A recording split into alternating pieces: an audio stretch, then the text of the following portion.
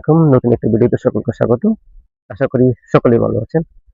আজকে আবহাওয়াটা অনেক বেশি আরামদায়ক। কারণ আজকে তাপমাত্রাটা একটু আগে আমি যেটা চেক করলাম মাত্র 21 ডিগ্রি সেলসিয়াস। তো খুব বেশি গরম না এবং খুব বেশি ঠান্ডাও না। যার কারণে উপভোগ্য আবহাওয়াটা এবং রৌদ্র আছে বাহিরে।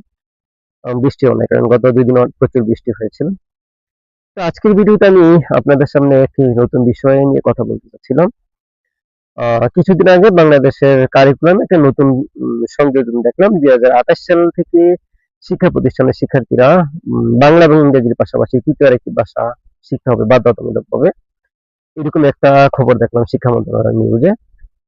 এবং সেখানে নেটিজেনরা অনেকে প্রশ্ন করেছেন, যেখানে বাংলাদেশ শিক্ষার্থীরা এখনো ইংরেজি ভাষা ঠিকমতো শিখতে পারে না, সেখানে যদি তৃতীয় ভাষা হিসেবে আরেকটি ভাষাকে বাধ্যতামূলক করা হয়, তাহলে তাদের জ্বরে পড়ার সম্ভাবনা অনেক বেশি বেড়ে যাবে। আসলে এইটা নিয়ে একটু আলোচনা করার জন্যই আমি আমার অভিজ্ঞতা শেয়ার করব। হয়তো আপনার মতামত বা আপনার অভিজ্ঞতা বা আপনার আলো যেই এটা সম্পর্কে আপনার যে মতামত সেটা একটু ভিন্ন হতে পারে। বাট আমি আমারটা একটু শেয়ার করতেছি। যেহেতু আমি বিদেশে একটি বিশ্ববিদ্যালয়ে পড়াশোনা করতেছি এবং আমার শিক্ষা মানে পড়াশোনা করার বিষয়টা হচ্ছে ফরেন ল্যাঙ্গুয়েজ টিচিং। মানে বিদেশি ভাষার শিক্ষাদানের পদ্ধতি মূলত। তো তার সুবাদে আমি এই দেশের শিক্ষার্থীদের স্কুলের এলিমেন্টারি স্কুল থেকে শুরু করে সকল পর্যায়ের স্কুল এবং ব্যাচেলর শিক্ষার্থী পর্যন্ত আমি ক্লাস নিতে হয়েছে এবং তাদের বিভিন্ন ক্লাস অবজারভেশন থেকে শুরু করে অনেক কিছুই করতে হয়েছে। তো আমি তাদের সাথে এই যে বিভিন্ন কার্যক্রমে অংশগ্রহণ করার মাধ্যমে যতটুকু আমি জানতে পারলাম, তারা তাদের মাতৃভাষার পাশাপাশি তো ইংরেজি শিখেই, তার পাশাপাশি তার আরেকটা ভাষাও শিখে। এবং আমি অনেক শিক্ষার্থীদের দেখি তারা আরবিতে খুব সুন্দরভাবে ফ্লুয়েন্টলি কথা বলতে পারে। অ্যাজ এ মুসলিম যদিও আমি শুধু হোলি কোরআন রিসাইট করতে পারি, আমি আরবিক ভাষাটা ওইরকম বুঝিও না বা যে আমি কথাও বলতে পারি না। বা আমি আমি তখন অবাক হই যখন দেখি যে তারা মুসলমান না, বাট যে আরবিক ভাষাটা তারা খুব সুন্দর করে বলতে পারে। এটা আমার কাছে বিস্ময়ের বিষয় আরকি।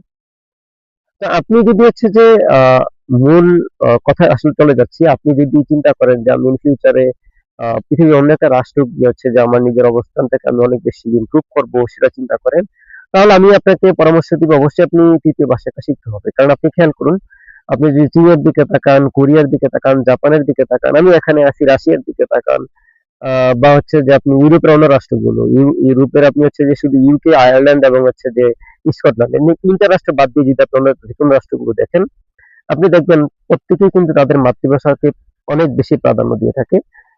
তাদের অফিসিয়াল ল্যাঙ্গুয়েজ কিন্তু তাদের মাতৃভাষা। আমাদের বাংলাদেশে যদি আমাদের অফিসিয়াল ল্যাঙ্গুয়েজটা ইংরেজি, কিন্তু এই দেশের ক্ষেত্রে বিষয়টা একটু ডিফারেন্ট। তাদের অফিসিয়াল ল্যাঙ্গুয়েজ ইংরেজি না, তাদের নিজস্ব ল্যাঙ্গুয়েজ। আপনি যদি শুধু ইংরেজি জানেন তাহলে আপনি এই দেশগুলোতে চলাফেরা করতে পারবেন না। চলাফেরা বলতে আপনি কমিউনিকেশন করতে পারবেন না সবার সাথে সবসময়। আমি যেটা পারি না, এখন আমি অনেক বাধার সম্মুখীন হচ্ছি। যদি আমার প্রোগ্রামটা ইংলিশ ইনস্ট্রাক্টেড, যার কারণে আমার ইউনিভার্সিটিতে বা আমার ডরমিটরিতে কোনো সমস্যা হয় না। কারণ ডরমিটরিতে প্রায় সবাই ইন্টারন্যাশনাল স্টুডেন্ট এবং প্রায় বেশিরভাগ স্টুডেন্টের ল্যাঙ্গুয়েজ অফ ইনস্ট্রাকশন কিন্তু ইংলিশ। যার কারণে আমাদের অত বেশি সমস্যা পড়তে হয় না। কিন্তু আমি বিপদে পড়ি তখনই যখন আমি রাস্তাঘাটে কাউকে কোনো কিছু সাহায্য নেওয়ার জন্য জিজ্ঞেস করি। তখন আমি জিজ্ঞেস করতে পারি না। তখন আমার ট্রান্সলেট ব্যবহার করতে হয়। অথবা আমি কেনাকাটার জন্য দোকানে গেলেও কিন্তু আমার সেটা ফেস করতে হয়। ইভেন আমি যখন জবে যাই সেটা ফেস করতে হয়। তো শিক্ষা মন্ত্রণালয়ের এমন একটা উদ্যোগকে সত্যি আমি অনেক বেশি এটাকে প্রশংসা করি এবং শিক্ষামন্ত্রীকে অনেক, অনেক ধন্যবাদ এরকম একটা উদ্যোগ হাতে নেওয়ার জন্য। উম তো এই পর্যন্তই আজকে। আশা করি নতুন কোনো ভিডিওতে আবার অন্য কোনো বিষয় নিয়ে কথা বলবো অন্য আরেকদিন। তো সবাই ভালো থাকবেন। আসসালামু আলাইকুম।